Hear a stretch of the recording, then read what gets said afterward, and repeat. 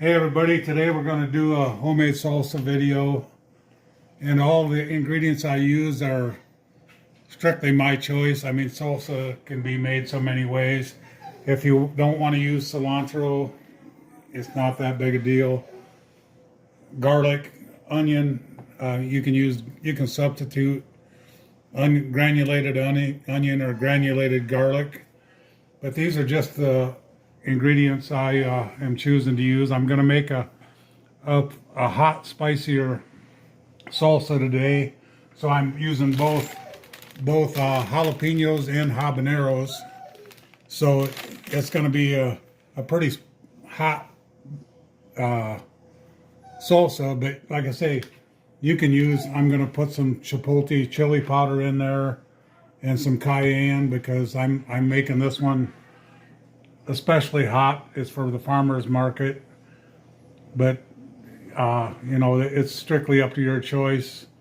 Of course, you want to use tomatoes, and I'll use some salt and black pepper, but yeah, it's strictly, this is just a basic recipe, and you can adjust to your flavor ever how you want it. If you want it less spicy, don't use the habaneros, just use a couple of the the other peppers. I can't think of the name.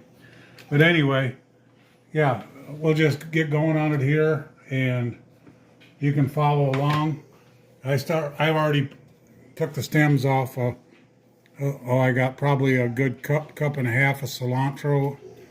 And there again, you can adjust this to your needs and flavors. I'm just going to put that in my chopper. Now I got a manual chopper here. It's from Tupperware, but you can use a food processor, blender. It really makes no difference. But I'm put my cilantro in there, and then I'm going to dice up. I got about a medium-sized onion. I'm just going to quarter it because the chopper's going to chop it up to whatever I need. So just quarter it, throw it in your food processor or blender, whatever you're using. I really like this Tupperware one because it's just manual, so if you're doing something and your electricity goes off, you still got a chopper. So, and same way with my tomatoes, I'm just gonna slice around the core. I really don't want the core in there, but just quarter them up. They don't have to be really diced up fine, because the chopper is going to do the work for you. And once I chop this up, of course, it's going to combine the ingredients there, so I'll be able to add more tomatoes to it and my peppers.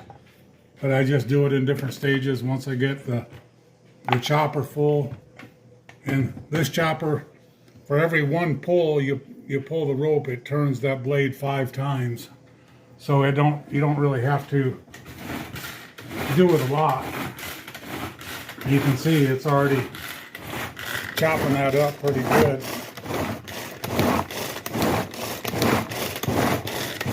And now I got more room in there to put my peppers and tomatoes, more tomatoes.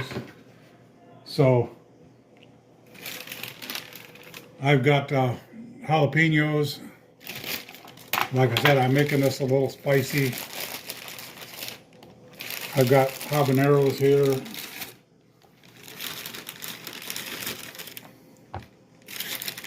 So I'll probably use all 3 of them habaneros.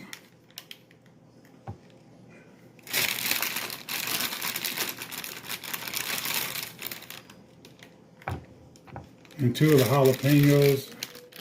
Maybe I'll use a red one. I don't know if there's much difference, but they're pretty big. And you can control the heat a lot by, if you don't want real hot, you can remove the seeds from your peppers. But I want this one a little spicy, so I'm going to leave some of the seeds in a couple of my peppers. And then I'll remove it from a couple. because I don't want it so hot that people can't eat it, but I do want a little bit of heat in there. And there again, you don't need to chop them up real fine.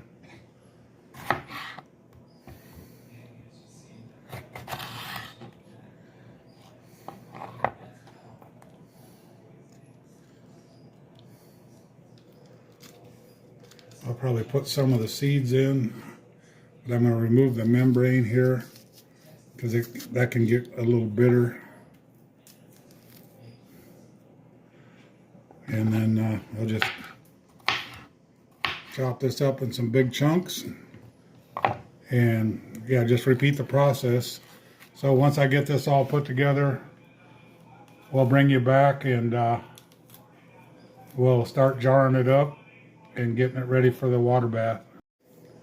Okay, I'm going to add a little bit of other spices here with this.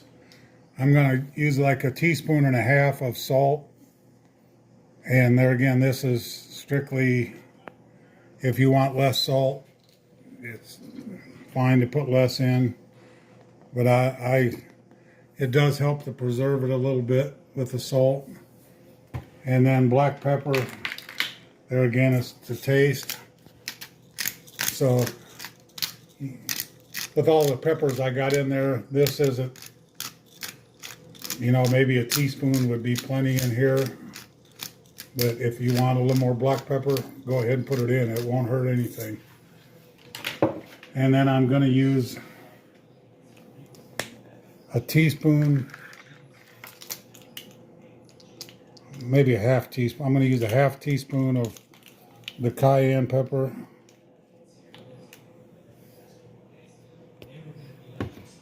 And 1/2 teaspoon of the chipotle chili powder.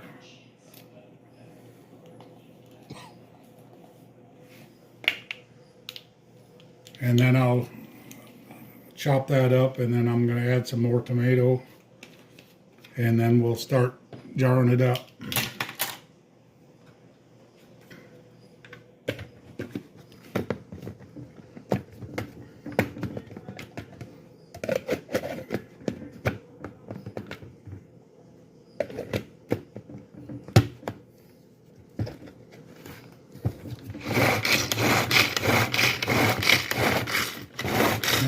The more you pull this, the finer your chop is.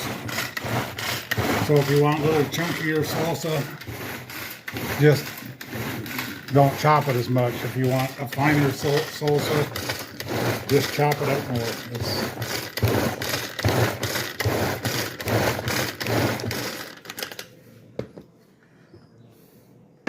Okay, now I'm going to add more tomatoes to that and blend it up again, and then we'll be ready to go. Okay, I put more tomatoes in. I'm going to chop them down again, and then I'll still add more yet because I got to use them tomatoes up anyway, and I need to make as much as possible because I sell this and I don't want to not make as much as I can to sell. So, but it's looking pretty good. Mm-hmm. But I'm going to add a couple more tomatoes here, and then we'll let Tristan be the official taste tester, and then we'll start jarring it up. But yeah, it's pretty simple to make. I mean, you don't even have to use fresh tomatoes if you don't want to. You can use canned store-bought tomatoes. We've done it both ways, but I had these fresh tomatoes, so I figured I just as well use them. And it just makes a little fresher ingredient, I guess. But yeah, it's pretty simple. Like I say, you don't have to get fancy and dice up all your tomatoes.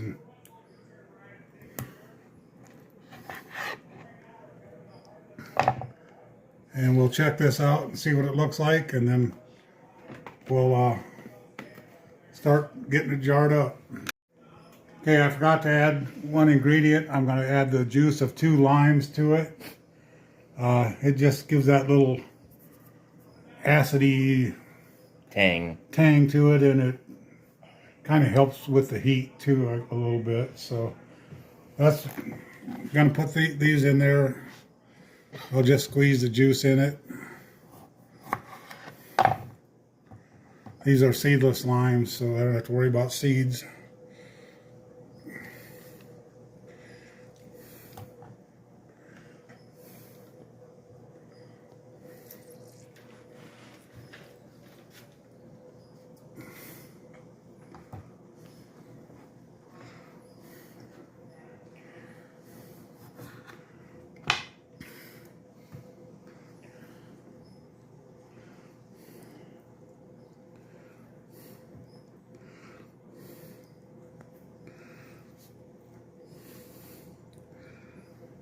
Alrighty, so we'll get that stirred in there, and then I'll get my jars out and we'll start jarring it up.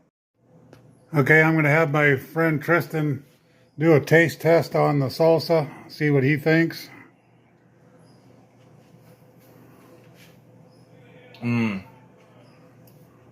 Fantastic. You know, the cilantro packs a punch, good cilantro flavor. It's not too tomatoey. You know, when some people make salsa, it's just a lot of watery tomato flavor. Has a good spice ratio, perfect amount of tomato. I would honestly give this a 7 out of 10. You know, guys, he's going to be selling this at the farmer's market on Saturdays here in Woodward, Oklahoma. Definitely go check it out. Support Keith, support your local farmer's market. Definitely a really good salsa. Thank you, Keith. Thank you. Okay, I don't know how many jars I'm going to get, but we're going to start jarring this salsa up.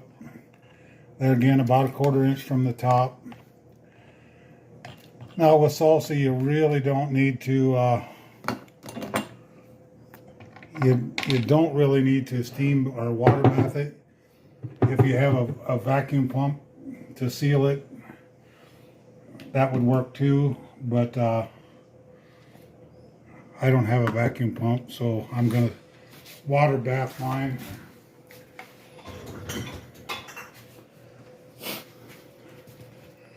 Might be able to get 3 pints.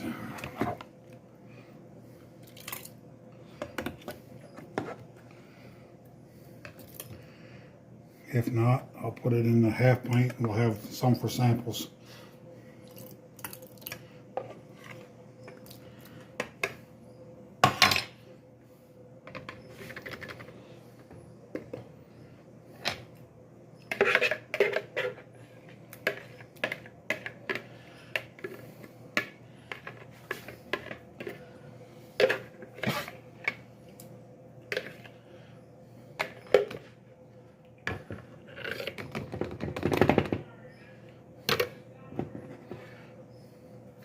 Alrighty, now I'll get these all sealed up, and I might make another batch yet before I water bath these. That way I can do them all at the same time.